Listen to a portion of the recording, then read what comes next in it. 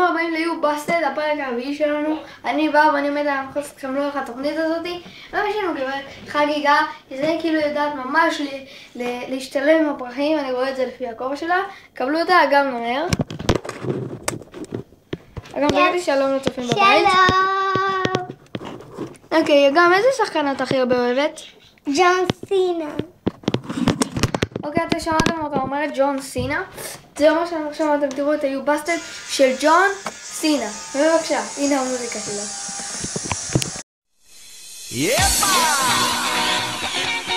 איפה אתם?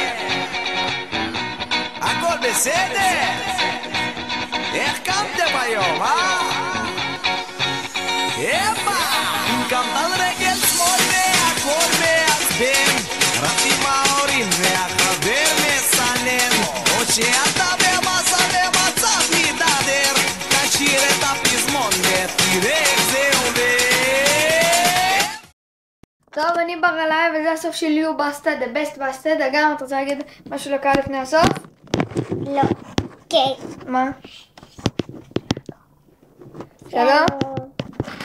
אוקיי. שמעתם את אגם אומרת שלום, אז זה אומר שזה סיום התוכנית שלנו. נתראה בפרק הבא של יו בסטד. אם אתם רוצים להשתתף, תכתבו לי את הפייסבוק שלי, או שפשוט, והכי חשוב שתצפו ב יו בסטד.